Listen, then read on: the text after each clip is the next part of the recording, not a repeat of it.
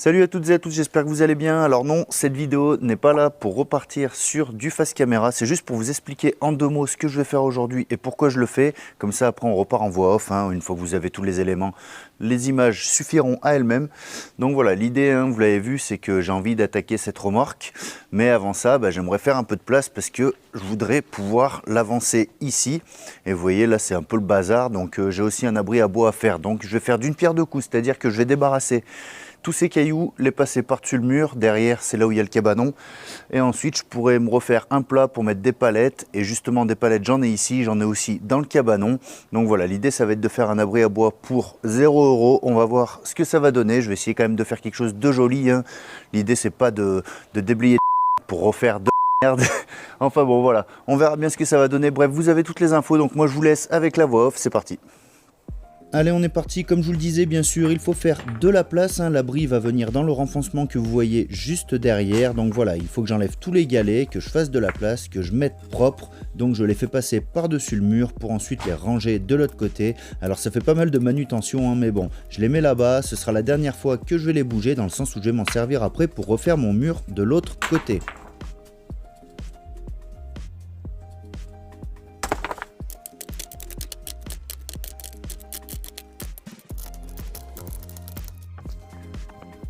Voilà, c'est chose faite. Alors ça paraît pas comme ça, mais ça m'a pris quand même pas mal de temps. Mais pour autant, j'en ai encore un petit peu à faire, et pas des moindres. J'ai 2 grosses molasses à retirer. Donc celle-ci aussi était enterrée. En fait, à cet endroit-là, il y avait une bâtisse à l'époque. Elle n'est plus cadastrée malheureusement. Mais donc voilà, toute la terre que l'on voit ici dessous, c'est en fait du remblai. C'est le remblai de la maison qu'ils ont effondré à l'époque. Pour combler le trou finalement. Donc voilà, il y a ces 2 grosses molasses, donc je vais les utiliser aussi pour délimiter une partie d'un massif, mais pour le moment je vais les mettre de côté et je vous cache pas que c'est pas une mince affaire, ça fait son poids.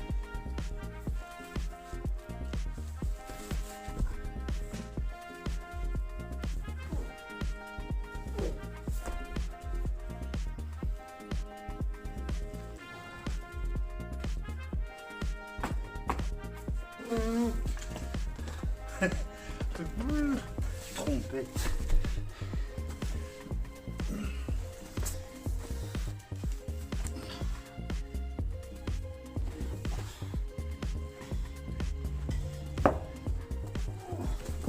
Voilà qui est fait. Alors on va pas se mentir, on était là sur la partie la plus difficile de ce projet. Donc voilà, là il me reste plus qu'à retirer quelques bricoles pour ensuite niveler mon sol qui va venir recevoir en fait tout simplement les palettes qui vont servir de base à ma structure. Alors par la suite à cet endroit j'envisage de faire un abri en dur, mais aujourd'hui pour des raisons de coût et aussi de timing, j'ai décidé de faire ça en palette. Ça peut faire une vidéo sympa, ça va m'être très utile. Si ça tient 1 an ou 2, ce sera parfait.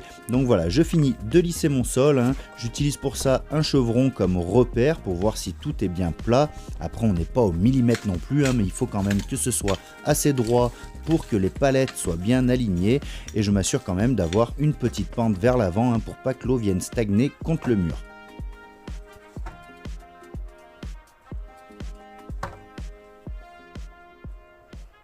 Cette fois, on va pouvoir s'attaquer au vif du sujet. Donc, j'ai récupéré encore une fois ces plaques en plastique. C'est un genre de plastique alvéolaire qui sert en fait à protéger les éléments que l'on va poser sur nos palettes. Donc, ça fait vraiment la dimension d'une palette en 100 par 100, je crois. Donc là, mes palettes font 80 par 120, donc c'est parfait. Ça va dépasser un peu de chaque côté. Et au moins, mes palettes ne sont pas directement en contact avec le sol. Alors pour la petite histoire, ces palettes à la base je les avais récupérées pour créer un lit dans une chambre, mais ce genre de palettes, les palettes Europe qui sont bleues et rouges, sont vraiment traitées chimiquement, donc voilà, c'est pas vraiment adapté pour l'intérieur, mais par contre pour un abri comme celui que je suis en train de faire, ça peut très bien marcher. Bien sûr, je visse au fur et à mesure toutes les palettes entre elles. Pour ça, j'utilise des vis de 6 par 120. J'en mets vraiment beaucoup. On voit d'ailleurs pas tout sur la vidéo. Je vous ai épargné ça. Maintenant, je prends la largeur de la structure totale. Alors 3 x 8, 24 de toute façon. Mais voilà, c'était pour être sûr. Et je vais utiliser un bout de chevron que j'ai récupéré justement dans le terrain du bas, qui était à côté de mon cabanon, qui traînait ici depuis quelques mois. Donc là, je vais le passer dans ce projet et ça va me permettre de créer créer un genre de sabot si vous voulez à l'avant de la base de la structure. Ça va avoir deux fonctions. Déjà une fonction esthétique pour ne pas voir l'avant des palettes, mais aussi et surtout ça va me permettre de visser les palettes sur l'avant pour vraiment les aligner correctement.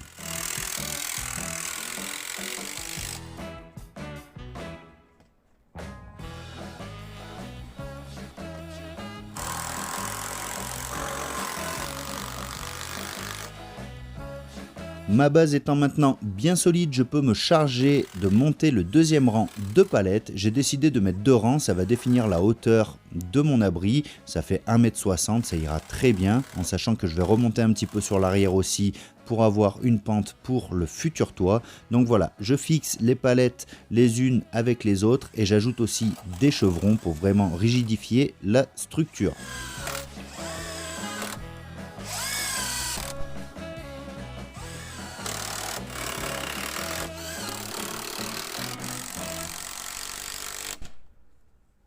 Je peux maintenant m'occuper de la structure du toit en plaçant sur le fond ce bastin de récupération. Donc celui-ci fait 175 mm de large et ensuite je vais diminuer petit à petit avec un intermédiaire qui fera que 125 et le dernier je vais le recouper, je vous montrerai comment je procède pour ça. Et malheureusement j'en ai fini avec la récupération, j'ai dû sortir un petit peu le porte-monnaie, mais c'est un mal pour un bien dans le sens où voilà, j'aurai une structure de toit bien solide, bien propre, ça fera vraiment très bien l'affaire. Et malgré tout, j'en ai pas eu pour des 100 et des 1000, ça reviendra quand même moins cher que si j'avais acheté un cabanon tout fait. Après m'être assuré que le bastin soit bien centré, je le visse et avant de fixer le dernier, je vais m'attaquer à mes demi-chevrons, je vais les couper à la longueur souhaitée et ça va me permettre en fait sans mesurer de connaître la hauteur de mon dernier bastin à recouper.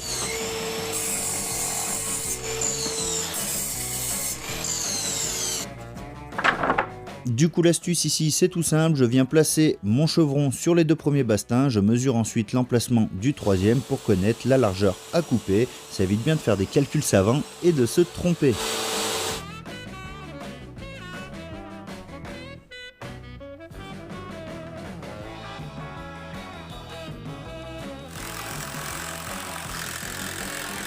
Une fois le bastin bien fixé en position, je peux m'occuper de placer tous mes chevrons. Alors les chevrons je vais les marquer à 10 cm pour les laisser dépasser un petit peu. Ensuite je les fixe. Alors vous pouvez voir que j'en mets quand même pas mal. C'est tout simplement parce que je vais là aussi utiliser des plaques noires qu'on met sur les palettes pour créer la couverture. Donc voilà, si j'avais trop écarté mes chevrons, il y aurait eu trop de flexibilité, trop de prise au vent et ça aurait pas été bon.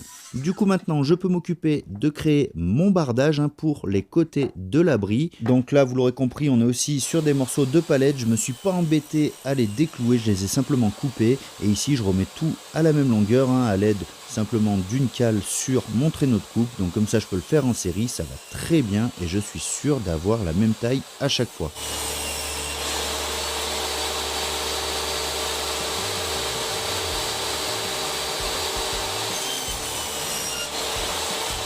Lorsque toutes mes sections sont à la longueur souhaitée, je n'en ai pour autant pas terminé, je mets un angle de 60 degrés sur ma scie pour créer un biseau de chaque côté de chaque pièce. Alors ça prend du temps mais c'est vraiment nécessaire. L'intérêt est que la pluie ne puisse stagner en fait entre chaque latte. De cette manière elle pourra facilement s'écouler. Donc voilà, ça va aider aussi au montage dans le sens où chaque latte va venir chevaucher la suivante.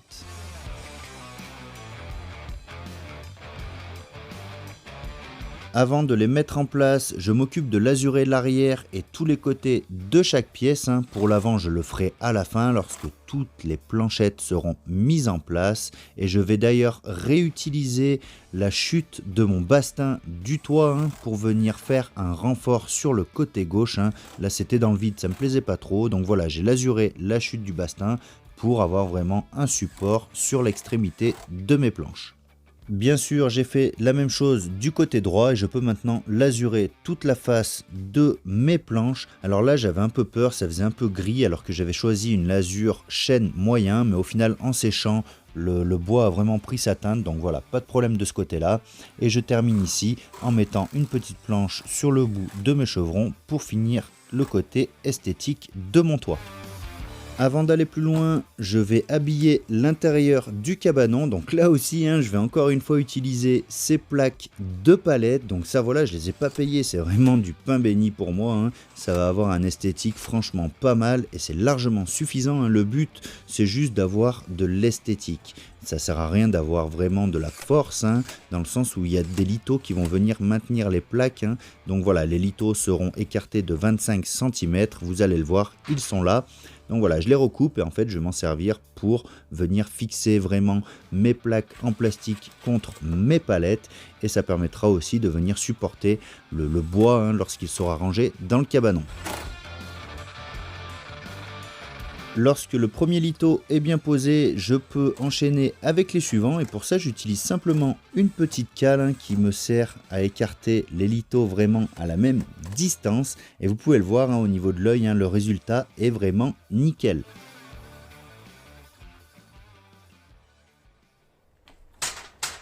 Allez, on peut dire qu'on commence à toucher au but, donc là il va falloir que je prenne quelques mesures, comme je vous l'expliquais, je vais réutiliser les plaques en plastique noir pour faire la couverture du toit, mais je veux vraiment que chaque jonction de plaques finisse sur un tasseau. Donc voilà, je prends les mesures pour pouvoir recouper mes plaques, et les plaques, je les coupe simplement à la scie sous table, ça marche très très bien.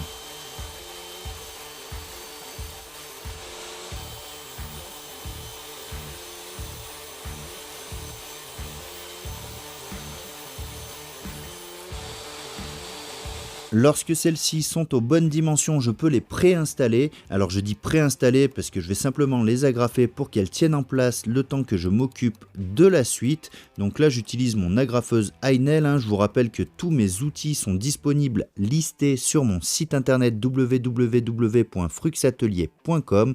Voilà, comme ça vous pouvez trouver toutes les références que j'utilise lors de mes vidéos. En un clic, voilà, vous tombez sur le site marchand et vous verrez les caractéristiques mais aussi le prix. Donc voilà, les plaques sont en place, je vais pouvoir m'occuper, comme je vous le disais, de mes tasseaux qui vont venir simplement prendre les plaques en sandwich à chaque jonction et à chaque extrémité. Donc voilà, on est sur du tasseau, tout ce qu'il y a de plus classique que je vais laisser brut, je vais les lasurer comme ça, j'utilise la même lasure. Là par contre, je vais en mettre 3 couches.